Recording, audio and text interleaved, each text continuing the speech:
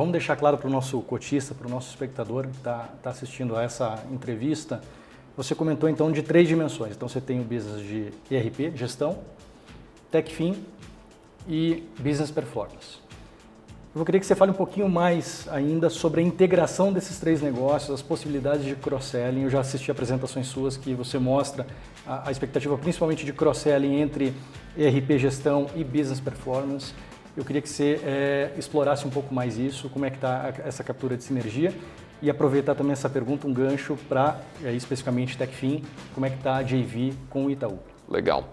Olha, em termos de cross-sell, de possibilidades, né, de sinergias que a gente tem entre gestão e business performance, eu vou dar um exemplo prático. Hoje, o tema de e-commerce, de omnicanalidade, se transformou num tema absolutamente fundamental, né? Não tem empresa, independentemente do porte, independentemente do setor, que não tenha, seja de um lado, uma ameaça trazida pelo crescimento do e-commerce ou uma grande oportunidade. E quando a gente fala de e-commerce, de omnicanalidade, a gente está falando de uma integração entre business performance, que é o próprio e-commerce e a omnicanalidade, com o back-office, gestão, por exemplo, de todo o estoque, você ganhar toda a eficiência e produtividade. Então, essa interligação entre essas 2 dimensões, por exemplo, no tema de e-commerce, é algo absolutamente essencial e que gera um valor para o nosso cliente muito grande.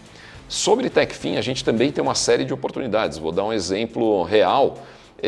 Eu estava falando agora há pouco que, na maioria das vezes, as empresas elas estão dentro do ambiente do ERP para chegar à conclusão que elas precisam, por exemplo, de crédito, porque elas vão ter um gap dentro do fluxo de caixa delas.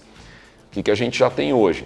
Uma solução, por exemplo, de antecipação de recebíveis que está dentro do próprio ERP e que o cliente consegue, quando ele chega nesse gap, digamos, de R$1 milhão no fluxo de caixa dele, ele já tem um botão que ele clica e ele tem acesso a uma oferta de antecipação dos recebíveis que já estão dentro do próprio ERP e que podem ser antecipados de uma maneira e numa jornada muito mais simplificada, muito mais integrada com o ERP.